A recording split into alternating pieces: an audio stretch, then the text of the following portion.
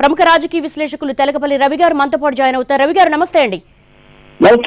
కొద్దిసేపటి క్రితమే ఉపరాష్ట్రపతి Rajya Sabha chairman Jagdeep Dhankhar all of sudden resignation letter ఇచ్చారు. రాష్ట్రపతికి తన రాజీనామా పత్రంలో అనారోగ్య కారణాలు చూపుతున్నారు. కానీ ఏ విధంగా చూడాలంటారు ఈ రాజీనామాని? దీని వెనక ఏమైనా రాజకీయ కారణాలు ఉన్నాయా? ఖచ్చితంగా రాజకీయ కారణాలే ఉండాలి. లేకపోతే ఆయన ఈ మధ్య వైస్ ప్రెసిడెంట్ గా ఉన్నప్పటికీ కూడా చాలా విపరీతమైన సంచలనాత్మకమైన రాజకీయాలు ఆయన చేస్తూ ఉన్నాడు. కాబట్టి ఇంకోటేమో మోదీ కంటే కూడా చాలా విషయాల్లో చాలా తీవ్ర స్థాయిలో తన పదవి ఉన్నది కూడా దాని పరిమితులు కూడా పాటించకుండా, అందుకనే ఆయన తప్పకుండా మరింత ఓపెన్ గా బీజేపీ తరఫున మాట్లాడటం ముందుకు రావడం అనేది ఆయన అభిప్రాయం అయి ఉండాలి. ఖచ్చితంగా రాజకీయ తేడాలు అయితే ఆయనకు లేవు, ప్రభుత్వాన్ని మోస్తూనే ఉన్నాడు.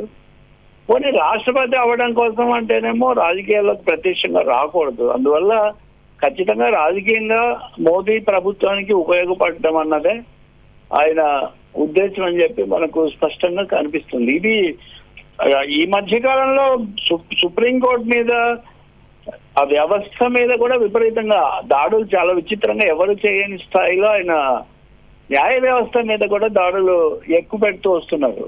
సో ఇవన్నీ దృష్టిలో పెట్టుకొని చూసినప్పుడు రాజకీయమైన జీవితం కోసం అయితే ఆరోగ్యం బాగలేదనే ఒక మాట మాత్రం అందులో తెచ్చారు.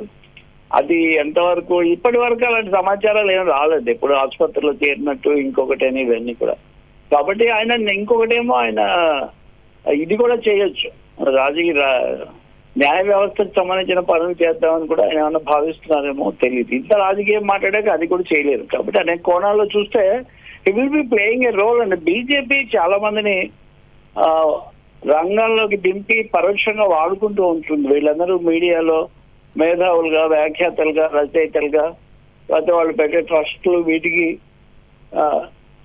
చేస్తూ ఉంటారు. కాబట్టి ఇలాంటి బయట హిడెన్ అజెండా అయితే ఈ రాజీనామాలో హిడెన్ అజెండా ఉందని మనం ఖచ్చితంగా భావించవచ్చు. ఇంకొకటి అధ్యక్ష పదవి, పార్టీ అధ్యక్ష పదవి కోసం కూడా జరుగుతూ ఉంది. ఇప్పుడు ఖచ్చితంగా ఎవరు ఊహించని వ్యక్తి కూడా రావచ్చని కూడా కొంతమంది అన్నారు వాస్తవానికి. సో ఇవన్నీ ఈ దశలో ఊహాగానాలు, ఎందుకంటే హఠాత్తుగా జరిగింది. పైకి హఠాత్తుగా జరిగినప్పటికీ నిజంగా హఠాత్తుగా ఏది జరగదు. దీనికి తప్పకుండా సన్నాహాలు ఉండాలి. ఆయన he may be expecting more serious political role or defence of మోడీవిజం. మోదీ ప్రభుత్వాన్ని మోసే కార్యక్రమం ఏదో దానికి ఆయన సిద్ధపడుతున్నట్టుగా కనిపిస్తుంది. ఏదైనా ట్రస్ట్ పెడతానన్నో ఇట్లాంటివి కూడా ఆయన చేయొచ్చు.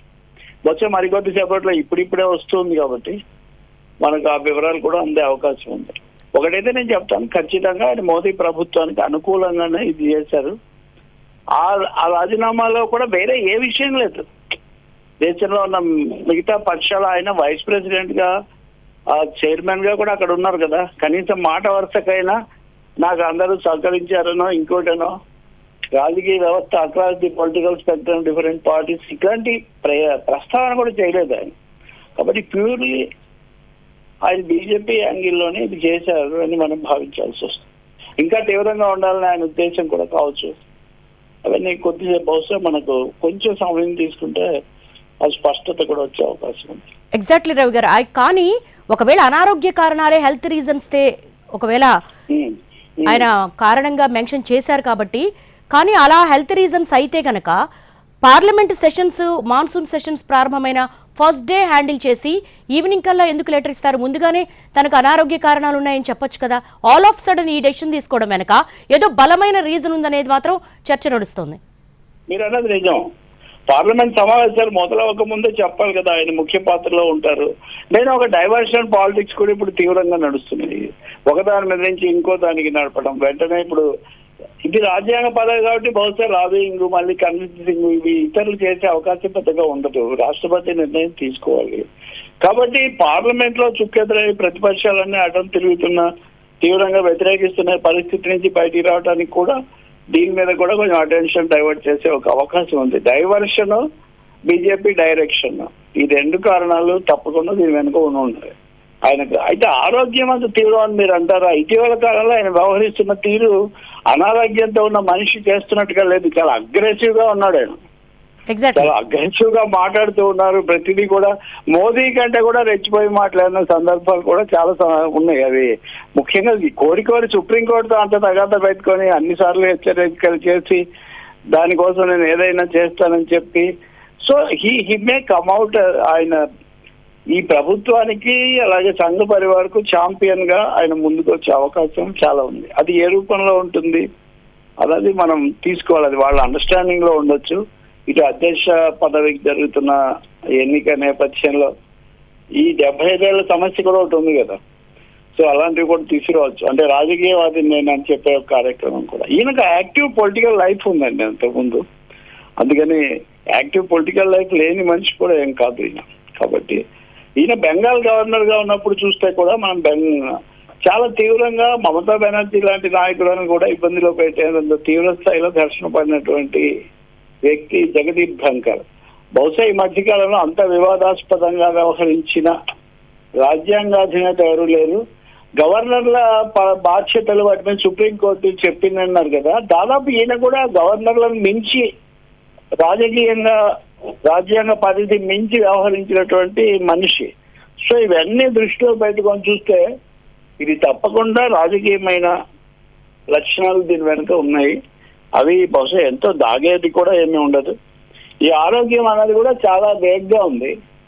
అది ఎవరైనా ఒక 60-70 ఏళ్ళు దాటిన వాళ్ళు ఎవరైనా ఆరోగ్యం అనే కారణం చెప్పొచ్చు, కానీ దానికి కొన్ని లక్షణాలు ముందు వెనక మనకు కనిపిస్తాయి. కాబట్టి చాలా దాటవేత ధోరణిలోనే ఇది ఉంది. ఖచ్చితంగా it's not just personal, it is more political. కొద్ది దాని వెంటనే దాదాపుగా విషయాలు అర్థమవుతాయని నేను భావిస్తున్నా.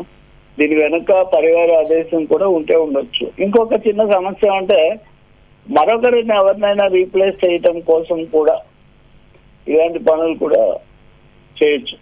అంటే ఈ బాధ్యతలో ఇవన్నీ కొంచెం సమస్యాత్మకంగా మారిపోతుంది. ప్రతిపక్షాలు కూడా ఈయన పొలిటికల్ ప్రొఫైల్ ను తప్పు పడతాయి, ఇది కూడా ఇబ్బందిలో పెడుతుంది అనే ఒక అభిప్రాయం కూడా దీని వెనుక ఉండొచ్చు. అంటే రవి గారు, పార్లమెంట్ సెషన్ జరిగేటప్పుడు అందులో ఈసారి భిన్నంగా జరగబోతోంది. చాలా హాట్ డిస్కషన్ జరగబోతున్నాయి. ఆపరేషన్ సింధూర్ కావచ్చు, ట్రంప్ వ్యాఖ్యలు కావచ్చు, దీనికి ప్రధాని సమాధానం చెప్పాలని విపక్షాలు పట్టుబడుతున్న సమయంలో ఫస్ట్ డే హ్యాండిల్ చేసినటువంటి Dhankhar all of sudden resignation ఇస్తే ఆ ప్లేస్ లో ఇంకొకరిని రీప్లేస్ చేయాలనుకునే ప్రయోగం చేస్తుందా కేంద్రం? ఇప్పుడు ఏం చేయలేండి. అది నేను అంటుంది కొంచెం అది కొంచెం సమయం తీసుకుంటారు. ఏదైనా వివాదాస్పదం అవుతుంది అనే ఒక అభిప్రాయం కూడా ఉంది. ఉన్న వివాదాలు చాలక ఉపరాష్ట్రపతి మాటలు కూడా మళ్ళీ వివాదం అవ్వటం ఎందుకు అనే ఒక అభిప్రాయం కూడా కాపాడుకునే ఒక ప్రయత్నం. ఇప్పుడు నేను మీకు ఒక 5-6 రకాల కారణాలు చెప్పాను కదా. ఇంకొక బాధ్యత అప్పగించడము, ఛాంపియన్ గా ముందుకు రావటము, మూడోది డైవర్ట్ చేయటము, నాలుగోది ఏమో వేరే మీటింగ్ సిద్ధం చేయటము, ఇలాంటి అనేక కారణాలు ఉన్నాయి. తప్పకుండా పొలిటికల్ లీగల్ రీజన్స్ దీని వెనక ఉండి ఉంటాయి. ఈయన మీద ఇంకా ఏమన్నా అనుకోకుండా హఠాత్తుగా ఏమన్నా వచ్చాయా అన్నది కూడా మనం పరిశీలించాల్సి ఉంటుంది. రవి గారు, మీరు అన్నట్టు పొలిటికల్ రీజన్స్ ఉంటే బీహార్ ఎన్నికలకు ఈ రిజిగ్నేషన్ కి ఏమన్నా లింక్ ఉందా? తప్పకుండా అది కూడా సాధ్యమే. ఎందుకంటే కానీ ఆరోగ్యం అన్నాడు కాబట్టి అది ఆరోగ్యపరంగా ఇప్పుడు వెళ్ళి రాష్ట్రంలో ఏదో చేసే పరిస్థితి అయితే అది సాధ్యం కాకపోవచ్చు, కానీ ప్రచారం చేయొచ్చు కదా ఇంకోటి. కాబట్టి డెఫినెట్ గా high profile political ambitions, ideas మటుకు దీని వెనక ఉండే అవకాశం చాలా ఎక్కువగా ఉంది. ఒక అనారోగ్యకరమైన వ్యక్తిలాగా ఆయన రాజకీయాలు అనారోగ్యకరంగా ఉన్నాయి అని చాలా మంది భావించారు. ఎందుకంటే ఏ ఉపరాష్ట్రపతి కూడా ఉదాహరణకి ఇప్పటి వరకు ఉన్న వాళ్ళలో బాగా రాధాకృష్ణన్ లేకపోతే జకీర్ హుస్సేన్ ఇట్లాంటి వాళ్ళు ముఖ్యంగా ఉండేవాళ్ళు. అసలు వెంకయ్య నాయుడు లాంటి యాక్టివ్ పాలిటీషియన్ వైస్ ప్రెసిడెంట్ గా ఉన్నప్పుడు కూడా కొంత పరిమితి పాటించాడు. ఆయన దాటిపోయి మోదీకి డిఫెండర్ లాగా కూడా తయారయ్యాడు. ఇందులో కూడా మీరు గమనిస్తే ప్రభుత్వం పట్ల విధేయత ఆయన చాలా చక్కగా ప్రపంచ స్థాయిలో మనం చాలా గొప్పగా as I leave this extreme means I am filled with pride in Bharat's global rise and phenomenal achievements and hold unwavering confidence in her brilliant future అని చెప్తున్నాడంటే ఆయన వ్యవస్థ పట్ల పూర్తి విధేయతతో ఈ పని చేస్తున్నారు. కాబట్టి ఈ లక్షణాలతో ఏదైనా గౌరవప్రదంగా నేను పనిచేస్తాననే అవకాశం చాలా ఎక్కువగా ఉంటుంది. కాబట్టి ఏది మనం ఇప్పుడు కొట్టిపాడేయడానికి ఏమీ లేదు. ఇది కేవలం ఆరోగ్యానికి ప్రాధాన్యత ఇవ్వండి అని చెప్పారని చెప్తున్నాడు ఆయన, అంతే. I prioritise the health care and abide by medical advice, ఇది ఒకటే ఆయన వాడిన పదం. వాస్తవంగా ఈ మధ్యకాలంలో నా ఆరోగ్యం దెబ్బతింది, లేకపోతే ఇంకొకటి అయింది, ఇట్లాంటివి ఏం చెప్పలేదు కదా దాంట్లో. కాబట్టి బోల్డ్ ఫ్రమ్ ది బ్లూ లాగా హఠాత్తుగా వచ్చిన ఈ రాజీనామా లేఖ నేను అనుకుంటాను రాజకీయ పరమైన లేఖ మాత్రమే. బహుశా మీరు గంట లేకపోతే ఉదయానికి మనకి ఈ విషయంలో పూర్తిగా స్పష్టత వస్తుంది. అది సంఘ పరివార్ వాళ్ళ ఆలోచన ధోరణి, వాళ్ళ వ్యూహాలు, ఎత్తుగడలు, టాప్ లెవెల్ స్ట్రాటజీస్ లో మనకు అర్థమవుతుంది. బీహార్ ఎన్నికలు కూడా తప్పకుండా ఒక సంకేతమే దీనికి. అలాగే రవి గారు, గతంలో ఎవరైనా ఉపరాష్ట్రపతి పదవికి ఇలా ఆల్ ఆఫ్ సడన్ రిజిగ్నేషన్ ఇచ్చిన వాళ్ళు ఉన్నారా? సెషన్స్ సడన్ ఎవరు ఇచ్చిన వాళ్ళు లేరండి. ఎన్నికల్లో పోటీ చేయడానికి వెళ్ళినప్పుడు అట్లాంటివి ఉన్నాయి కానీ, బట్ ఉపరాష్ట్రపతి పదవి వాస్తవంగా సెరమోనియల్. అది ఈ సెరమోనియల్ అలంకారప్రాయమైనటువంటి ఈ పదవిని రాజకీయ పరంగా చేసి ఉత్కంఠ భరితంగా మార్చిన వ్యక్తి ఈయన. ఉపరాష్ట్రపతుల నుంచి అనేక అప్పుడున్న పరిస్థితులలో రాష్ట్రపతులు అయిన వాళ్ళు 2-3 ఉన్నారు మనకు.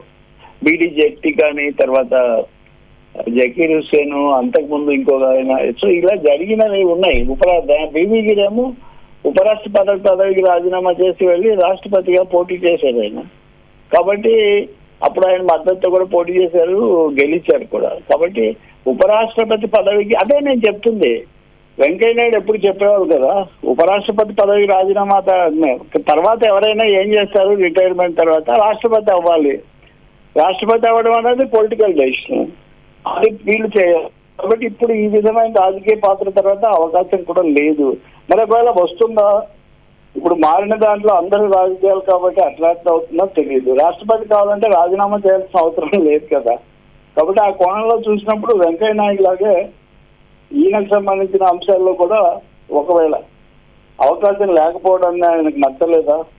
చాలా మంది అన్నది ఏంటంటే, ఆయన మాట్లాడుతున్నది ఇవన్నీ ఎక్కువగా సంఘ పరివారు లేదా ఆర్ఎస్ఎస్, బీజేపీ, వేరే ఉద్దేశం ఏం లేదు నాకు, వాళ్ళ విశ్వాసం పొందడానికి వీలుగా ఉన్నాయి అని చెప్తూ వచ్చారు. ఆ విషయంలో ఆశాభంగం చెందారా అన్నది కూడా ఒక ప్రశ్న, ఒక తీవ్రమైన ప్రశ్న.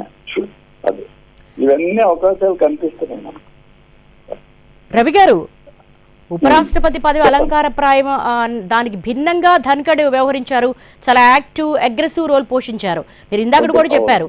ఇలాంటి సంచలనాత్మకమైనటువంటి కామెంట్స్ చేసినటువంటి ధన్ఖడ్ కేవలము రిజిగ్నేషన్తోనే సరిపెడతారా? కేంద్రం యాక్సెప్ట్ చేస్తుందా? లేకపోతే కొంతవరకు ఈయన చేస్తున్నటువంటి కాంట్రవర్సీ కామెంట్స్ వల్ల కొంత సమాధానం చెప్పాల్సి వస్తుంది సెషన్లో అని చెప్పి ఏమన్నా ఒత్తిడితో ఈయన రిజిగ్నేషన్ చేస్తుంటారా? అది మోస్ట్ పాసిబుల్ రీజన్ అండి. అది ధన్ఖడ్ వ్యాఖ్యలు వాటి మీద పార్లమెంట్ సమావేశాల వరకు మనం దాన్ని అవాయిడ్ చేయటం కోసం ఆ చర్చ హడావుడి దానికోసం పక్కన పెట్టే అవకాశం చాలా ఎక్కువగా ఉంది. కొంత let we take some time అన్నట్టుగా. కానీ రాష్ట్రపతి ఒక నిర్ణయం తీసుకోవాలి కదా.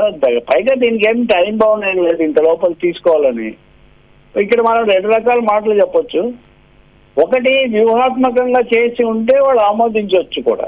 వ్యూహాత్మకంగానే చేసి ఉంటే వాళ్ళు తీసుకునే వైఖరిని బట్టి మనకు స్పష్టంగా అర్థమవుతుంది వీళ్ళు ఏ విధంగా తీసుకున్నారండి. ఇప్పటి వరకు ప్రభుత్వం నుంచి ఏమీ స్పందన లేదు, లేకపోతే రాజకీయ వర్గాల నుంచి కూడా లేదు. అంటే ఈ నిగూఢమైన నిశ్శబ్దం వెనుక చాలా స్పష్టమైన వ్యూహం ఉండి ఉండాలని మటుకు అర్థమవుతుంది. ఆ స్థాయిలో ఒకరోజు జరగదు, అనేక లేయర్స్, అనేక దశల తర్వాత ఉపరాష్ట్రపతి ఉంటుంది. కాబట్టి ఒకటి హఠాత్తుగా ఏదైనా జరిగిందా, లేకపోతే ఖచ్చితంగా ఒక వ్యూహం రూపొందించుకున్నారా అనేది మనకు స్పష్టంగా తెలుస్తుందని అనుకుంటున్నాను. ఎందుకంటే ధన్ఖడ్ ఇటీవలి కాలంలో పూర్తి స్థాయి పదవీ కాలంలో ఉంటాను అని చెప్పారు ఆయన. కానీ ఆల్ ఆఫ్ సడన్ సెషన్ ప్రారంభం రోజునే రిజిగ్నేషన్ ఇవ్వడం పట్ల కొంతవరకు ఒక వ్యూహాత్మకంగా ఏదన్నా పొలిటికల్ ప్రెషర్తోనే చేస్తుంటారనే చర్చ అయితే నడుస్తోందిగా. అందుకని ఎక్కడ లేదండి. ఇప్పుడు ఈ రోజు కూడా సభలో పాల్గొన్నట్టు దీనివల్ల అసలు అవకాశమే లేదు అని చెప్పాడు. అంతేకాకుండా high court judge justice Yashwant Sinha ఉన్నాడు కదా, ఆయనకు సంబంధించిన దాని మీద ఒక కమిటీ వేయటం అన్న విషయం గురించి కూడా ఆయన మాట్లాడాడు. జడ్జెస్ ఎంక్వైరీ యాక్ట్ లో ఏముంది ఈ అంశాలు, ఇవన్నీ కూడా ప్రస్తావించారు. ఇవన్నీ హఠాత్తుగా ఈ రోజు మధ్యాహ్నం తర్వాత ఒకసారిగా డాక్టర్లు ఆయనకు అడ్వైజ్ ఇచ్చారా? డాక్టర్లు అడ్వైజ్ ఇచ్చినా కానీ ఆయన ఇవన్నీ చేశారా? పొద్దున కూడా మాట్లాడిన ఒక ఉపరాష్ట్రపతి లాంటి వ్యక్తి హఠాత్తుగా ఏదో జరిగిపోయింది అన్నట్టుగా మాట్లాడటం అనేది ఖచ్చితంగా ఇదేమీ నాటకీయంగా ఉంది తప్ప నమ్మశక్యం అయ్యేదిగా లేదు. ఆయన ఉదయం కూడా మాట్లాడుతూ I examine it and found one member had sign the 2 places so while nation claimed support from 55 members it was actually 54 అండి. అంటే నా 54 మంది సంతకాలు చేయాలి, ఒక వ్యక్తి 2 చోట్ల చేసాడని నేను గమనించాను, అయినా ఇప్పుడు సరిపోయింది వాస్తవంగాని ఇట్లాంటివన్నీ చెప్పాడు. ఇంకోటి కూడా మీరు గుర్తిస్తే కనుక ఇతను ఈ జస్టిస్ వర్మ విషయంలో ఎలా చేయాలన్న దాని మీద కూడా ఒక రెండో అభిప్రాయం కూడా తీసుకొచ్చారు. వెంటనే అభిశంసించాలన్న వాళ్ళు కాస్త ఒక అడుగు అటు ఇటు వేసిన పరిస్థితి కూడా ఉంది. ఇవన్నీ చూసినప్పుడు కనిపించని కారణాలు, హిడెన్ అజెండా లేకపోతే హిడెన్ స్ట్రాటజీ అయితే దీని వెనుక ఉందని మనం భావించగా తప్పదు. అది పొలిటికల్, అది saving the government, saving Modi regime అన్నది చాలా స్పష్టం. ఇంకా అందులో వేరే అభిప్రాయమే, వేరే సందేహం లేదు. ఇంతవరకు ఎప్పుడు భారత పార్లమెంట్ చరిత్రలో, రాజ్యాంగ చరిత్రలో ఇలాంటి అసాధారణ పరిస్థితి రాలేదు. వస్తే ఎవరు మాట్లాడకుండా ఉన్నది కూడా లేదు. వెంటనే మేమేమి ఆమోదించట్లేదనో లేకపోతే ఇంకొకటేనో పరిశీలిస్తున్నామని, కనీసం పరిశీలిస్తున్నామనైనా వెంటనే ప్రకటన రావాలి కదా. రాష్ట్రపతి భవన్ నుంచో లేకపోతే కేంద్ర కేబినెట్ నుంచి ప్రతి దాని మీద పరుగులు ఎత్తి వ్యాఖ్యానించే మంత్రులు వీళ్ళందరూ ఎందుకు నిశ్శబ్దంగా ఉన్నారు? బీజేపీలో మనకు ఒక విషయం తెలుసు, నెట్వర్క్ చాలా పవర్ఫుల్ గా ఉంటుంది. అటువంటిప్పుడు what is happening behind screens, correct గా ఏం జరుగుతుంది అన్నది మనం కొంచెం వేచి చూడాలి. రవి గారు, ఇలాంటి అసాధారణ పరిస్థితుల్లో ఇలాంటి కీలకమైనటువంటి నిర్ణయం తీసుకున్నాక, దట్టు ఇక్కడ మాన్సూన్ సెషన్ ఒకటి నడుస్తోంది కాబట్టి కంటిన్యూ చేయడానికి, సెషన్స్ వరకు కంటిన్యూ చేయడానికి ఏమైనా రిక్వెస్ట్ చేసే అవకాశం ఉంటుందా? అదేం అవసరం లేదండి. ఇప్పుడు రాజ్యాంగంలో వైస్ చైర్మన్ ఉంటారు కదా సభకు, ఉపసభాపతి ఉంటారు కాబట్టి ఉపసభాపతి నడిపిస్తారు. చాలాసార్లు ఆ మొదటి రోజు కాసేపు కూర్చోవడం లేకపోతే మొదటి సమయంలో కూర్చోవడం తప్ప మొత్తం సభ జరిగిన. రవి గారు ఒక్క నిమిషం హోల్డ్ లో ఉండండి. ఎంపీ కపిల్ సిబల్ మాట్లాడుతున్నారు, లైవ్ చూద్దాం.